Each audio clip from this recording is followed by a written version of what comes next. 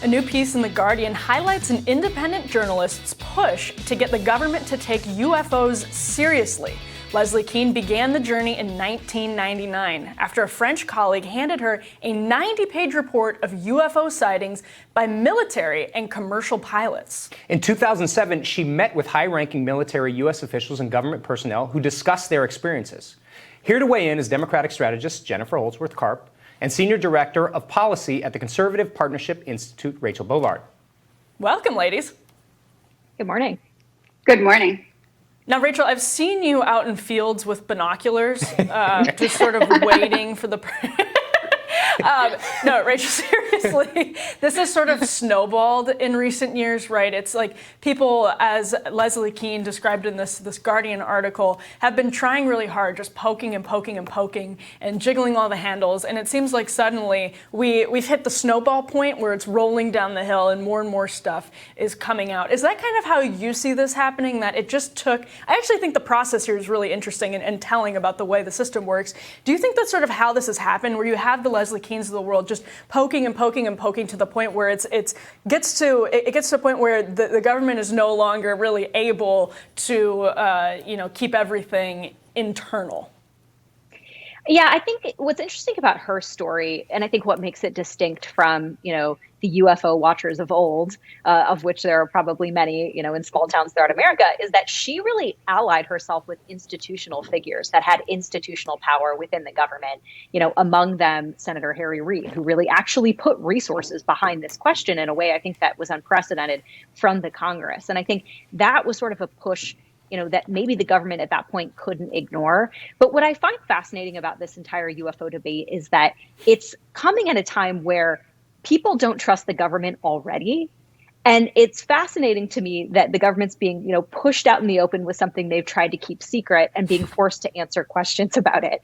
And I actually think I have this theory that if they are honest with us about UFOs, this could go a long way in rebuilding trust in our institutions. That might be a giant leap from UFOs to trust in the institution.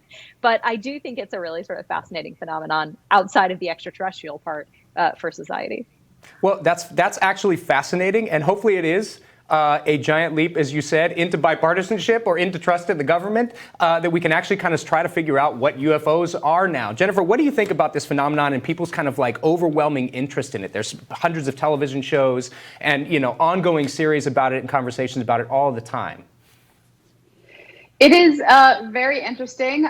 It's very concerning. I think one of the reasons why, the U.S. government has not really disclosed everything it's known up until this point is because they don't know anything. And that's a big problem for the U.S. government. They don't know where it's coming from. They don't know whose or what it is.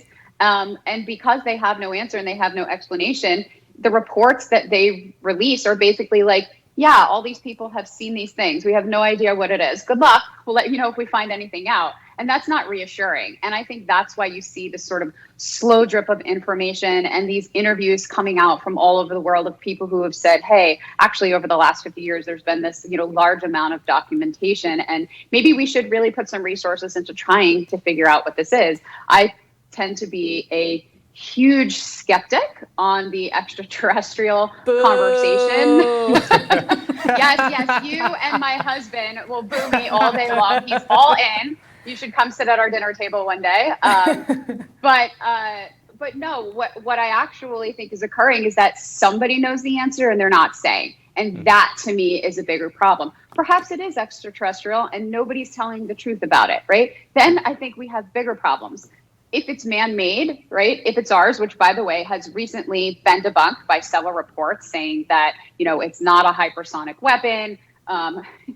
There's some suggestions that it's actually time travel and it's us in the future. Not sure if I sign up for that theory either. There's some suggestions that it's man-made, but it's another country. I tend to think that another country doesn't have the tactical patience that the U.S. does. And if they had this type of technology, we would certainly know about it. So right now, there's no good explanation. And I think that this drip is very concerning. Somebody needs to find out what's going on. Well, let's talk about that drip. More information has actually been made public since Kean began digging into UFOs. According to Vice, alien technology is a more credible explanation for UFO sightings than any theory of hypersonic weapons, as you brought up. And that's very important, I think, because the idea that this is all skunk works, black works kind of tech that the U.S. has probably doesn't make a whole lot of sense, because what if we accidentally shot ourselves down? It would seem like a really silly thing to do when Navy pilots are shooting at something or it's potentially shooting back, and all kinds of accidents could occur from that. I think it's really interesting that what you brought up is that they actually don't know what it is, and maybe that's a more fearful thing for them and for the public from their perspective than actually knowing what this is and talking about it openly. Well, and I think that's sort of the point here, is that when you have the Vice report on perhaps this being extraterrestrial technology being a more plausible theory than anything we can come up on Earth right now, that's key to all of this. I mean, these videos that we've seen and some of the evidence that we've seen shows crafts defying the laws of physics as we understand them. That's different than just being advanced, right? That's different than just being a technology that's 100 years in the future. This is technology that is breaking our sort of concept of the known nature. universe, yeah. Right, yeah, absolutely, of the known universe. And so instead of sort of defaulting to, well, we don't know what it is, so it must be aliens, I think, there's a report in the Washington Examiner this week by Tom Rogan about how the Pentagon is taking that explanation seriously. Of course they are, because there are national security implications to there being other people out in the universe with all of this intense technology. So Rachel, the question I have for you is, we've seen senators like Marco Rubio talk openly about this. There's more conversation in Congress about that. It feels like the slow drip has kind of turned into more of a steady stream. And so I wonder how you think members of Congress are going to start to handle this moving forward, given that it actually is a really pressing issue with constituents. I mean, this is a very popular interest area, as it should be. And now that the government has been sort of pressed to provide answers and to talk about all of this more openly, if you're a member of Congress who doesn't want to seem, like a fringe conspiracy theorist, how are you going to start having serious conversations about this issue? Well, I think, I wasn't being flippant before when I said I do actually think this is an opportunity to rebuild trust in the institution. And what I mean by that is the uncertainty here is the point. And I think after a solid year, and belief before that the government is always lying to you, right? Or powerful figures are hiding things from you. And a year, after COVID, where, now it's coming out that maybe people, weren't being transparent about, science and how it applied and all these things.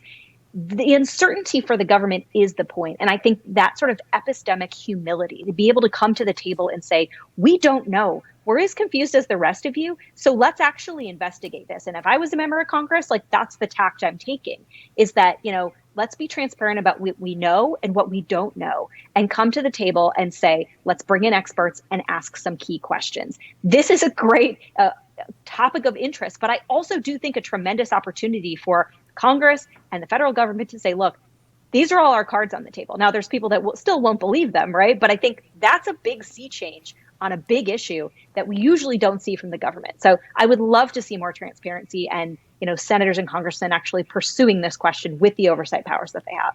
Couldn't agree more. Maybe we can actually get the extraterrestrials or UFOs to help us figure out how to regulate Bitcoin. So thank you for joining us, ladies. More Rising for you after this.